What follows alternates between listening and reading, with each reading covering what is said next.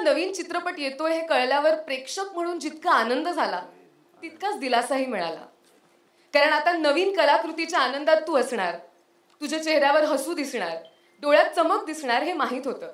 आणि खरंच आम्हा सगळ्यांना या जाणीवेने बरीच ऊर्जा दिली. प्रत्येकाला वाटत असतं की त्याच्या जवळची प्रेमाची माणसं सतत छान असावीत, त्यांना कधीच काही होऊ नये, ती सतत सुदृढ असावी, त्यांचे आनंदी चेहरे आपल्याला आजूबाजूला बघता यावेत.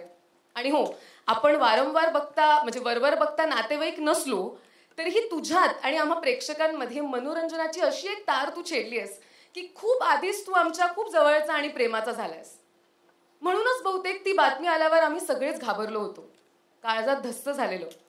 नाही, त्या दिवसाची त्या क्षणाची उजळणी अजिबातच करायची नाहीये, कारण आजचा दिवस तुला साजरा करण्यासाठी आहे, तुझा चित्रपट साजरा करण्यासाठी आहे आणि तुला या गोष्टीची शाश्वती देण्यासाठी आहे की आम्ही सगळे आहोत तुझ्यासोबत, तुझ्यासोबत, तुझ्या पाठीशी. मी म्हटलं तसं खूप छान वाटतंय. काय भावना आहेत आता या क्षणी? सध्या रडतोय, पण खरं तर शब्दच नाही आहेत माझ्याकडे. तू म्हणाली त्याप्रमाणे जे झालं त्याची उजळणी खरंच नको, पण मला असं वाटतं असं तर कुठल्या वैऱ्याबरोबर पण होऊ नये. पण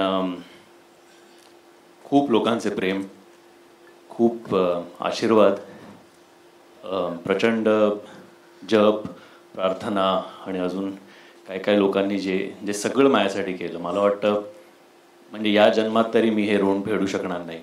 पण I am really thankful to everyone for keeping me alive, most importantly.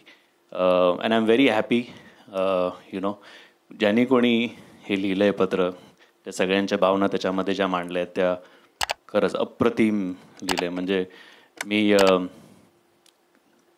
स्वतःला कंट्रोल नाही करू शकलो, खाली बसलो होतो तेव्हा. पण very nicely written. Thank you so much for everything.